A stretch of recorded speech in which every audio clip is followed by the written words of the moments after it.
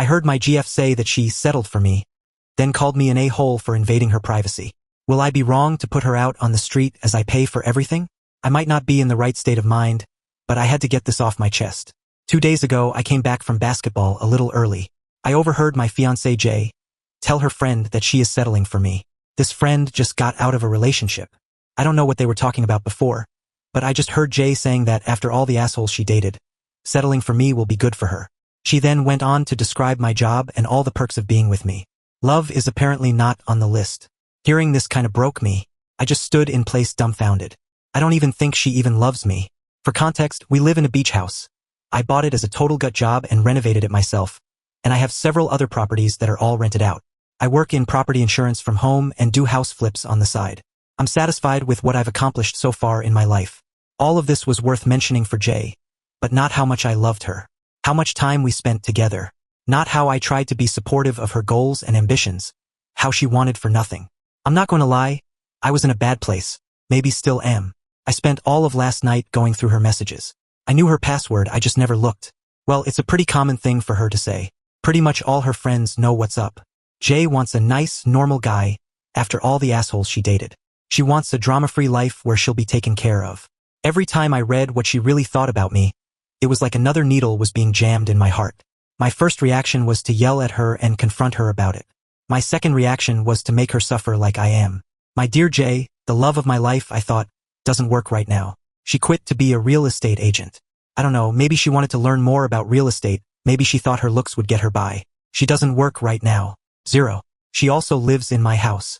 She decorated it and certainly put her touches on everything, but my name is on the title. Just mine.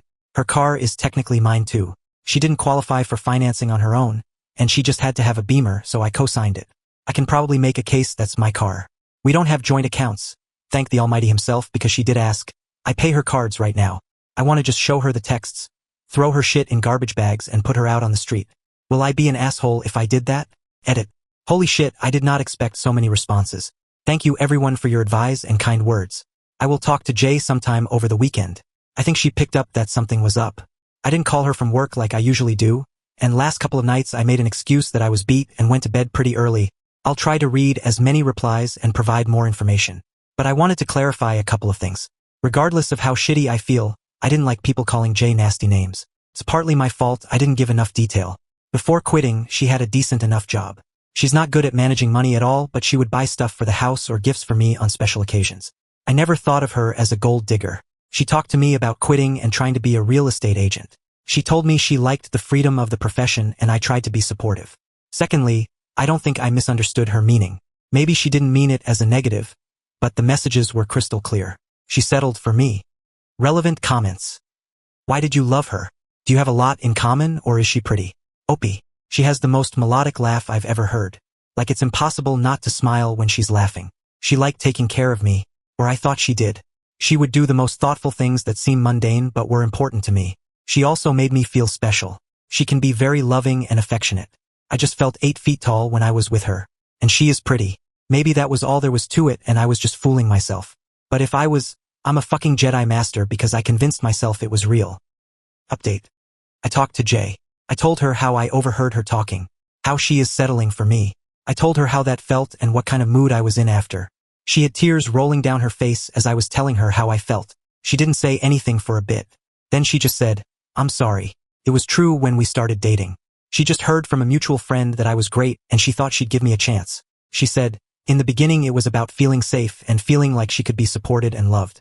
In the beginning it was just being with someone who had their shit together and would be good for her. Eventually she fell in love. She loved me dearly. This didn't make me feel better. I then told her about the text messages. This is when she got angry. I was an asshole for going through her messages. Violation of privacy. Betrayal of trust. How dare I? I didn't set out to get her password. She's just extremely careless with it. She hits remember password on everything. When she types it out, she hits show password first. If you happen to be glancing at the screen, you'd know what it was. That's how I found out. I've never thought to use it until that day. Eventually, after going on about reading her messages, she stopped and was sobbing for a minute. Finally, she just goes, what do you want me to say? I can't help how I feel. I wasn't the type she'd go for before. She's still attracted to those types of guys. She's just older now and knows better. That's why she's settled with me. She loves me and wants to spend the rest of her life with me. That doesn't work for me. I told her we had different ideas about what a relationship, especially marriage, was. The trust is broken for both of us. I went through her messages. She settled for me even though I'm not her type. This is where we go our separate ways. We agreed eventually that she would stay with one of her friends. I'll move all her stuff to the spare bedroom. When she finds a place, I'll help her move. She can keep the car. I was just being an asshole about leaving her destitute. She was crying from the moment we started talking to the moment we went into separate rooms. It wasn't easy seeing her like that. I wanted to go to her and hold her, but it had to be done. When I closed the door to my room, that's when all the emotions washed over me. I was bawling the whole time. The sheets still smelled like her and I either couldn't or didn't want to change them just then. I feel shitty and I won't be okay for a while, but I am pretty certain I did the right thing. I read a lot of comments on the old post and it shocked me. Truly, I was a little taken aback with how many comments I saw from women that they did the same thing. They settled for their current partner after going through a bunch of guys that were more their type. To me, that's super fucked. Like if your partner knows and you're both cool with it, fine I guess, live your life. But to me that's gross. If you settle with your partner for safety, comfort, financial calculus, that's what an arranged marriage is. You want the benefits of an arranged marriage without any of the obligations of one. If you can pull it off, more power to you, but that's not something that interests me at all. I also read a whole bunch of get an ironclad prenup. I understand the thinking, but I don't want to do that. Maybe I'm too quixotic and old-fashioned, but starting a lifelong commitment with a plan on how to end it doesn't seem right. I guess it's something I'll have to pay attention to more going forward. Thank you again, everyone. If there are any updates to be had, I'll post again. But that's it. Relevant comment. Don't let her have the car. She doesn't deserve that very expensive car after the way she used you. Buy her a beater if you don't want to leave her without a car. But do not give her the good car. Sell it or keep it for yourself. Opie, this is her car. Her name is on the title. Her name is on the insurance. I just co-signed the loan. I'm not letting her have the car legally, it's hers. When I was pissed off and typed the other post, I was imagining just taking the keys and not letting her have it out of spite. Hiring a lawyer if need be. That moment passed. Final update. It's been like a month since I posted my story and I've gotten so many messages asking for an update. I appreciate everyone's well wishes and thoughts. I'll update everyone on what has happened since. Although it's nothing dramatic, that my friends all came around to check on me. This went about as you would expect. Many adult beverages were consumed. Many offers to go to adult establishments were made. A group of us made plans to tailgate on opening day of the college football season at the local university. People showed up, brought too much food and drinks. It was a blast. One of them found my post and showed it to everyone else. There was maybe half an hour of, "Dude, are you okay?" and "I'm here for you bro," before the post became a source of light roasting. We should let Opie pick what we order for dinner. We wouldn't want him to settle. All in good fun. They helped me through it and I appreciate that I have them in my life. Jay is fine, I guess.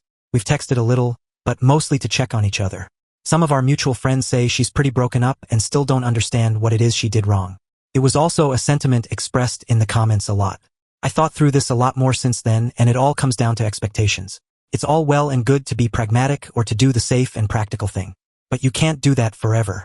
If you're sensible with your money, you live within your means, do all the right things and such, you'll still get that itch or impulse to buy something that you don't need but you want. You can resist it for months, years, but eventually you give in. What happens when you follow that impulse in a relationship that you're being pragmatic about? That's what I didn't want. Not to mention that if Jay or anyone is settling for financial reasons, I'm not rich by any means. I couldn't stop working tomorrow and be set. I'm working toward that goal, but I'm not there yet. Every piece of property I bought was either uninhabitable or outdated.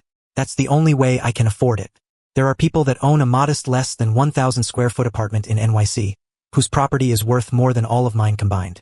If you want to settle for financial security, there's plenty of men that earn more than me by easier means. If that's the main motivator, what will happen when one of those dudes comes along?